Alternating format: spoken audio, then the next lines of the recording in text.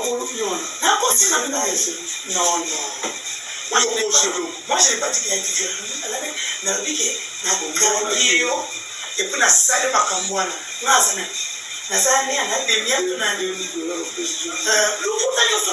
Voilà. Bonjour, bonsoir. Nabandi Kounyan, surtout beaucoup la biso de partout. Vous avez belé, il y a pour s'abonner, pour continuer, pour liker, pour continuer, pour partager. Tout y est sous à travers cette émission pour vous parler. Tout solo landenge to mesana parce que na minute ko bande konanga la situation est tendue. Match dans ma bémacasse en République démocratique du Congo. Plusieurs infiltrés ont été neutralisés. Place au Wapi, Wazalendo, outil qu'on neutralisé, M23 na AFC et Belé. Élément AFC Belé Makas. Bon continuer, bon s'abonner, bon partager, bon liker, bon commenter. Vraiment, et pour ça, la biso vraiment bien. Parce que tant que vous partagez, beaucoup liker, mais place wana biso et puis ça biso elengi, et puis ça biso courage de continuer de vous faire de vous informer plutôt, excusez-moi, de vous informer de la situation qui se passe réellement en République démocratique du Congo. Bande konanga Congolais de père et de mère. Na minute yo, boyebi yango très bien, nous avons des gens ou soit nous avons des collaborateurs au wapi ba ko luka ko neutraliser ko bebisa la République démocratique du Congo. Oui. William Ruto a sali déclaration na ye alobi makambo esengela ki aloba. Apesi ba argument na ye William Ruto. Alobi pe o ye esengela ki aloba na idée que non peut-être un mususu Tshisekedi akobanga Tshisekedi akozala na mwa panique William Ruto. Alors qu'est-ce qui se passe réellement? Parce que dans minute yo relation ya mokonzambo kana William Ruto ekomi kokende mwa kotengama. Ouais, ekomi kokende mwa kotengama. Pourquoi? William Ruto il est dirigé par les occidentaux. William Ruto est manipulé par les occidentaux. L'Occident bazalaka derrière. Nyon surtout oyo leka na République démocratique du Congo. Parce qu'on a minute oyo bazwa ki pion na bango oyo ezali William Ruto. William Ruto ba manipuler ye, William Ruto ba sala ye boye parce que ngana yebisa ki bino awawo. William Ruto à un certain temps azalaki na biso, akangama ki na biso. Akomaki voir même que ça ba déclaration moko pour soutenir la République démocratique du Congo. William Ruto. Mais arrivé un moment, le jour où William Ruto a joué ma colonie aux États-Unis d'Amérique, William Ruto a changé le langage devant Joe Biden. William Ruto a commis le problème, il y a RDC, il y a des problèmes, il y a des problèmes, et pour ça, bon, quand on a ton limite, on est d'accord, parce que tu as dit déjà que non, Bino, ceux qui vont négocier mandat, vont négocier, vont vendre dans vos conditions, beaucoup de même les partenaires na bino beaucoup de bango et l'autre côté. C'est ça la politique africaine. Bande kolanga boyoka, bo partager, bo commenter, bo liker et que ça la vie sont vraiment bien. Les patriotes réservistes, Wazalendo du territoire de Lubero et Beni s'activent du jour au jour pour aller combattre l'ennemi rwandais M23 RDF AFC qui occupe certaines cités et villages dans cette partie du territoire. L'ennemi doit être frappé une fois pour toutes et imposer la paix. Et plusieurs M23 AFC ont été neutralisés. Bande Konanga, na Lubero et puis na Beni. Plusieurs éléments M23 ont été neutralisés. Avant de compter dans mon signe ya masolo nanga, avant de développer sous ma carte, na matali sous, bon partager pour na être toi bana kosola malamu, bon partager émission, bon liker vraiment et puis ça biso courage, to continuer kosolo la. Bon taper ba commentaire na bino na ba émission. Bande konanga boyoka. De l'autre côté, tozalaki na New York. Tovandi, tosololi, toyebisi Nations Unies boyi. Nous, on n'a pas besoin de dialoguer ni au moins de signer un accord avec le M23. Le M23 baza obligé ya koyo kamela makambo o biso tozana yango. Soki biso tolobi pas question de dialogue, bango pe fo bayo kabiso. Il n'est pas question que no biso toboyi makambo dialogue, toboyi makambo ko solo na bango, ale bango bako mako obligé biso ke no te fo kaka bo sala be fo kaka bo sala. Ce n'est pas ça. Si qu'on a mis Nichoyo, bazui va renforcer ma position à bango. Les M23 na AF, c'est va renforcer ma position à bango. Na renforcer même ma position à bango. Ils ont commencé à attaquer plusieurs localités, plusieurs cités, villages. Oh, wapi population azali. Parce que pour la bango, population azalaka victime na oh nyos tout au vivre.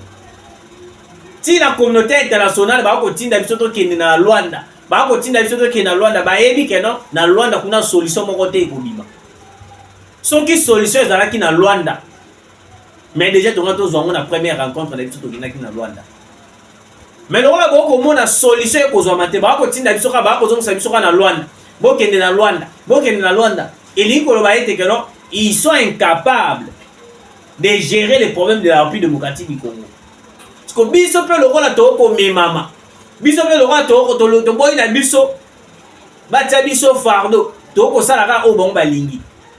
Mais on vous prévient déjà les Occidentaux. On vous prévient l'Occident. Le jour nous allons attaquer Kigali, nous allons attaquer Rwanda, boya ko tenir biso rigueur. Parce qu'on a compris que non, dans Makambo, nous sommes la Est de la République, la communauté internationale est complice. La communauté internationale, bazo lukandenge nyo surtout ya koyeba na kubebisa, oh nyo sote zali plan na biso, parce que biso lokola toza na plan ya koyeba na ko faire avancer la République démocratique du Congo. Bango siko balingi bongo te, bango souci na bango zali nini RDC, il faut adhérer na C ya puissance ya ba occidentaux. Donc to continuer kaka kolela, to continuer kaka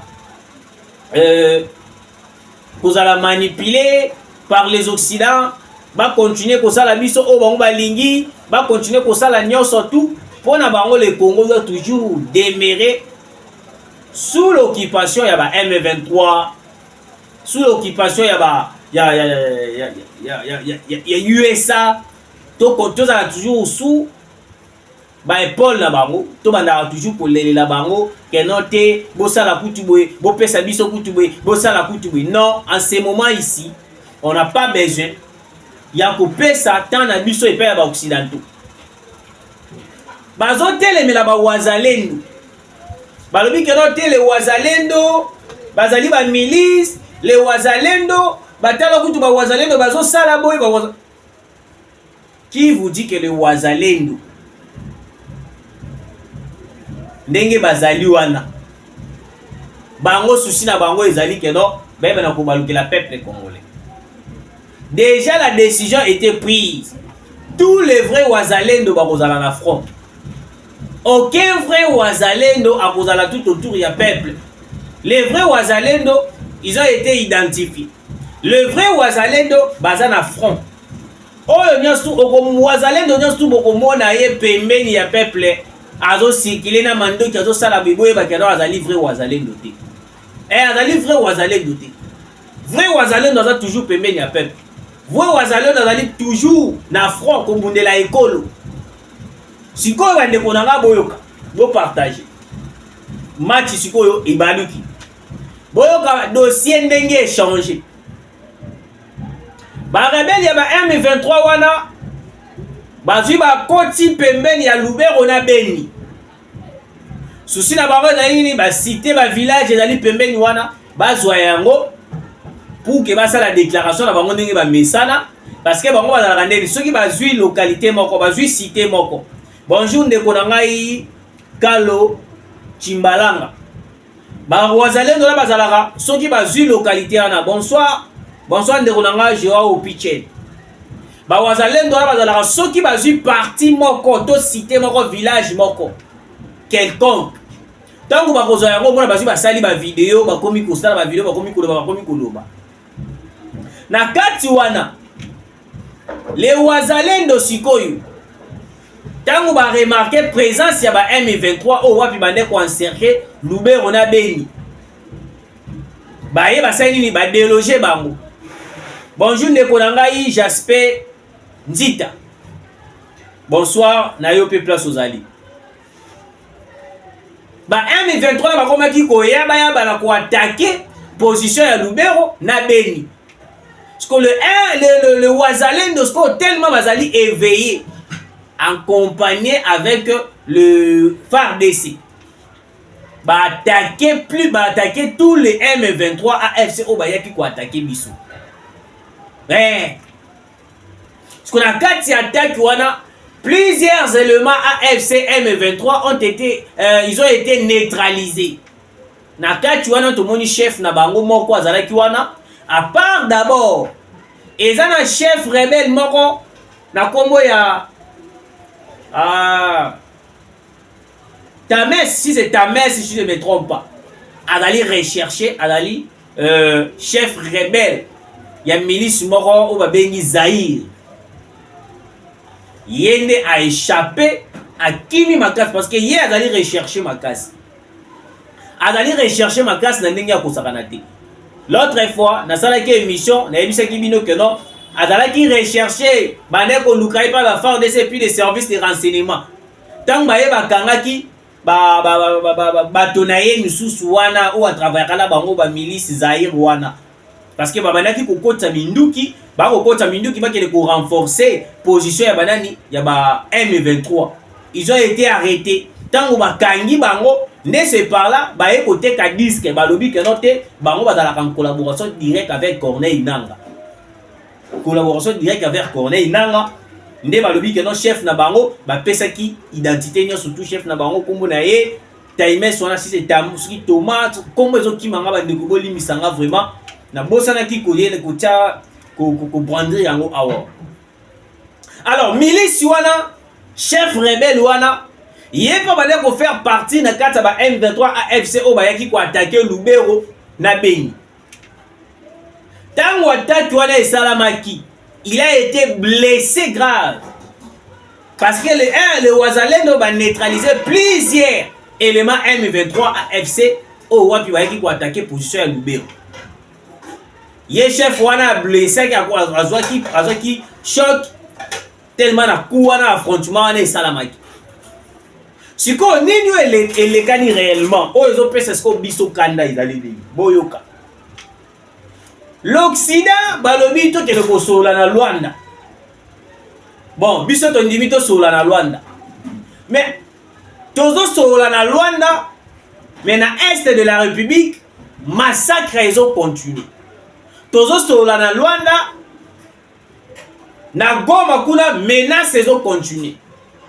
Très cher Congolais, vous assure de continuer toujours na dialogue to na kosolola oyo bango bazotie la biso na Luanda nga n'indimité. N'indimité, je ne suis pas d'accord de ça parce qu'on ne peut pas perdre des Congolais bazo kufa pour rien alors que toza na solution na biso na maboko. Awa déjà ba navire de guerre et déjà ekoti na mboka na biso. Boyoki ba déclaration na ba onde ba komi koluba. Boyoka. William Ruto alobi boy. William Ruto alobi que non. Comment est-ce que tu sais qu'il a koki ko se procurer na ba navire de guerre alors que tolobaki déjà solution à RDC zali makambo ya kosolola. William Ruto. William Ruto. Bino ba obo betela ka William Ruto maboko, boyoka makambo William Ruto alobi pona mboka na bino. Soko ozali Congolais de père et de mère. Ozali vrai Wazalendo, combien la biso na commenter que non je suis Wazalendo. Bandeko nanga.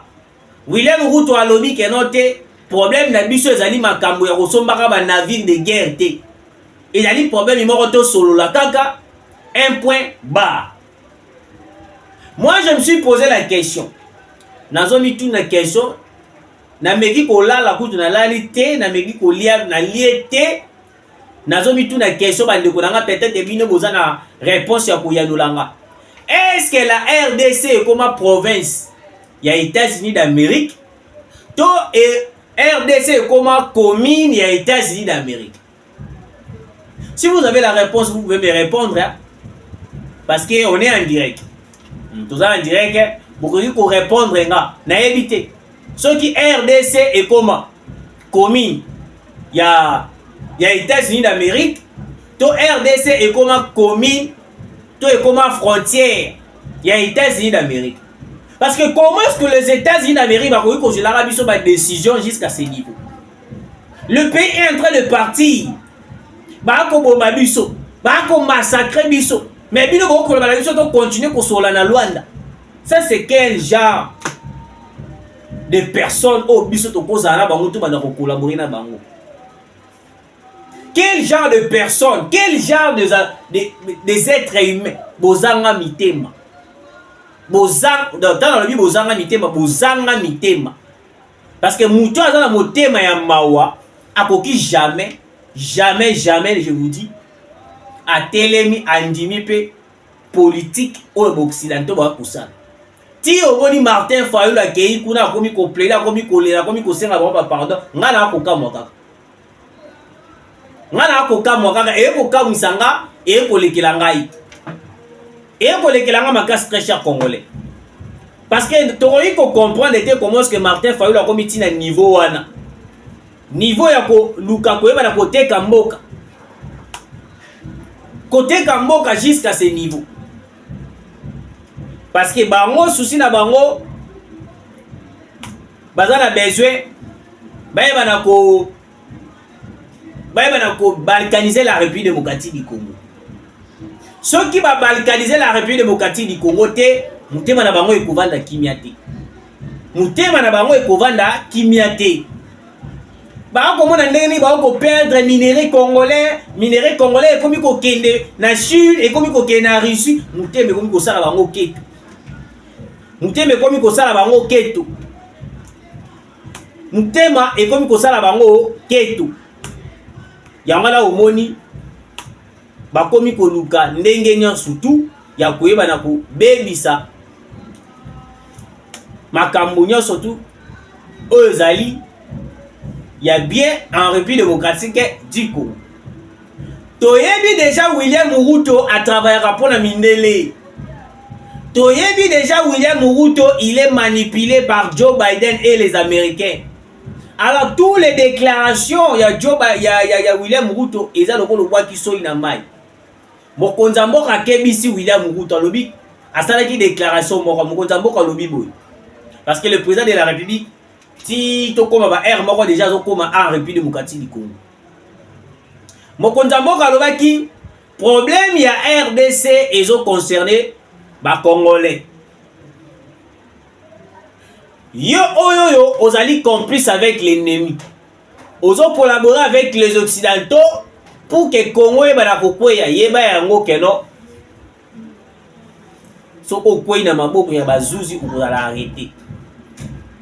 Okozala arrêter parce que nous avons compris une complicité de haut niveau. Boyo karata ngela bino information oyo. Natangela bino information oyo pour vous comprendre qu'est-ce qui se passe réellement. Parce que na minute oyo li wazalendo bakomi kotia bato wana mal à l'aise. Bakomi kotia bato wana mal à l'aise. Na mal à l'aise wana bango bako kokate. Bako kokate ekomi kosala bango ketu, ekomi kosala bango motema passe. Alors bande konanga natangela bino nouvelle oyoyo.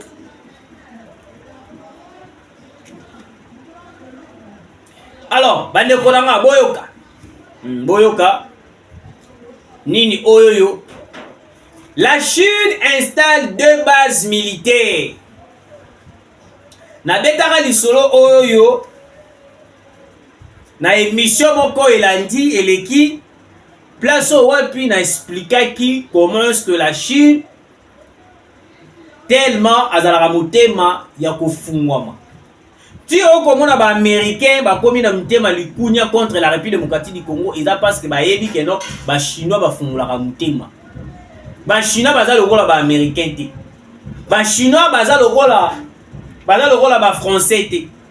Les chinois bazalaka motema peto ba fungulaka mitema. Les chinois pona bango motonia surtout il faut à développer. Na expliquer bino différence ya ba chinois na ba américain. Ba américain bango bayaka na ba aide humanitaire. Mais ba chinois bayaka na aide humanitaire te. Ba chinois bango bayaka pona ko développer mboka oyo ba ko sana bango collaboration. Sikoyo lokola les États-Unis d'Amérique ba comprendre que non te RDC na minute ndenge azaboye ndenge ake ko collaborer na ba chinois na ba russe akokoma grande puissance. Au moins lelo nini ko soit ko ba américain ba ko mona déjà ndenge nini biso to ko mata ba ko mona déjà ndenge nini biso to ko pumwe ndenge nini biso changement ekokota na République démocratique du Congo yango mona ezo sala bango ketu ba ko milo ya babi non mais ndenge nini to ko tika RDC kaka bo mokonza mboka ebisi William Ruto. Problème il y a République démocratique du Congo ils ont concerné ba Congolais. Parce que même na est na front kuna tant to ko boma ba M23 mususu to mona misusu bazana ba teni ya Kenya. Ba teni ya Kenya. Au sentir M23 mais ala ti teni ya Kenya. Donc il ko ba kenon tozali tellement infiltré na ba pays ebele bazo comploter contre la République démocratique du Congo. Yango moni ti omeni ba William Ruto ba ko se lever ba telemi bazo ko loba pe parce que baza na part na bango pe na kati ya makambo etali est de la République baza na part soki bazalaki na part te na makambo etali est de la République ba ngai ba kanga munoko ou soit ba ngai ba soutenir biso. Le seul pays africain o azali sincère na biso ezali kaka Burundi. À part Burundi, Angola déjà a traître.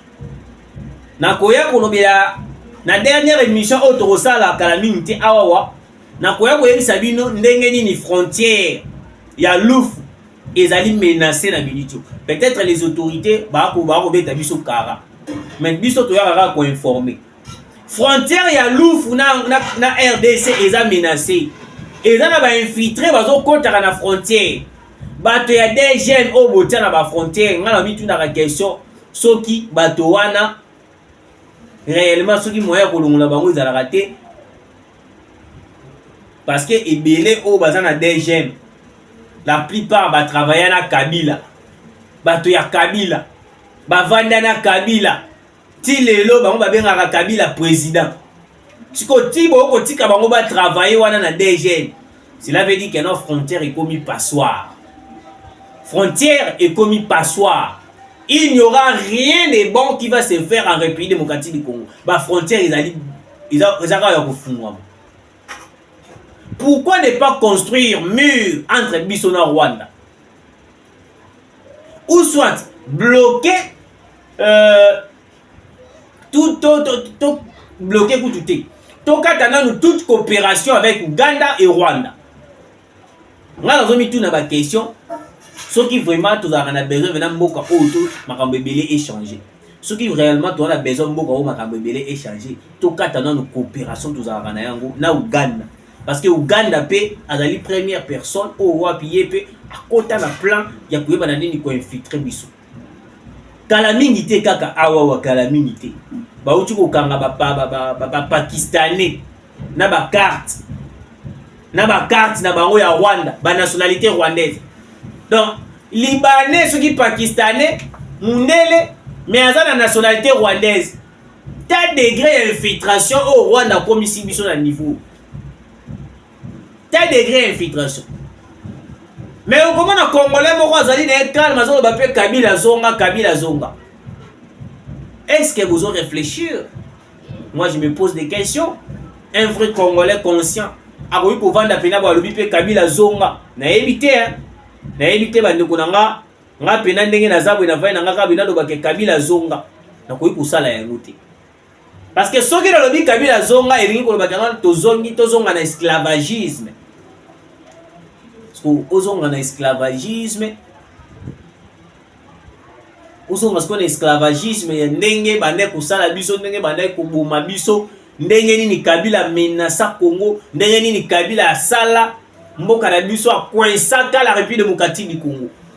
Donc tozonga na esclavagisme bande ko ngai natangela bino information mususu parce que lelo tozaka na cadre ya information tozana iloko mususu te à part Congo oyo batikela biso.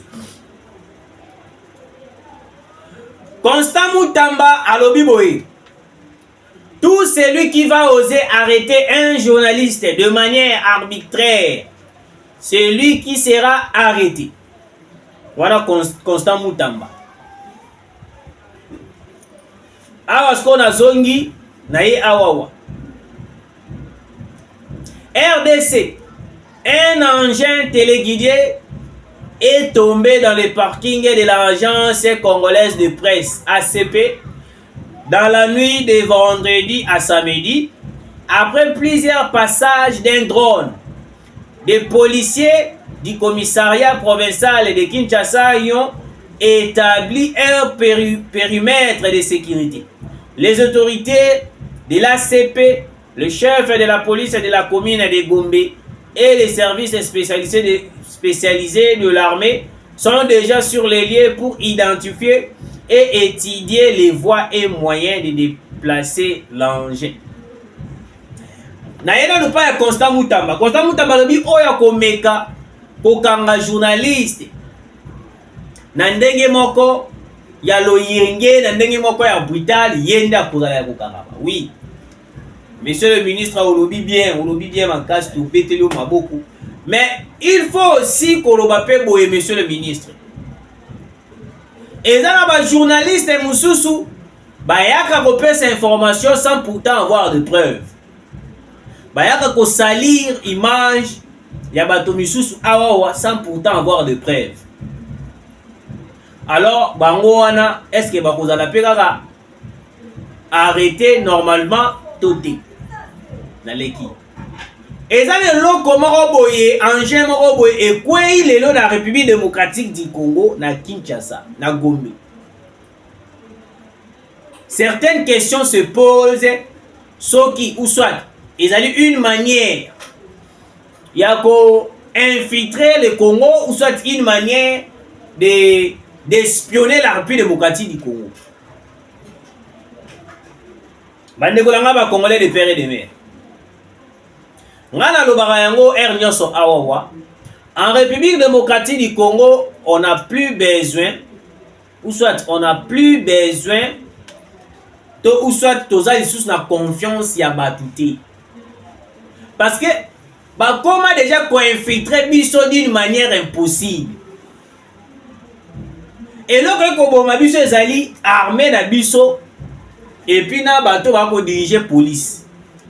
Na kati armée le général Christian Chiwewe. Ozo occuper vraiment armée. De l'autre côté, depuis ba suspenda na nyo kilimba limba. Ba makambo belé ezongi pe sous na mboka. Na éviter peut-être un mususu. Ba biloko wana ba koyeba na kolandela yango to bokoyeba na kusala ndenge nini là vraiment je n'arrive pas à comprendre parce que na minute oyo le Congo a besoin d'une sécurité assurée. La population a besoin de se sentir en sécurité. Parce que le Rwanda a pris des dispositions moko ya makasi pour infiltrer le Congo. Alors soki biso ba Congolais de père et de mère pour protéger le peuple rwandaté, nous allons perdre la République démocratique du Congo. Vous allez qui est belé à Kolanda biso de partout très chers Congolais. Merci de partager, de liker, beau commenter, beau partager, comme ça la biso vraiment trop bien. Tokutani Mbala Sima.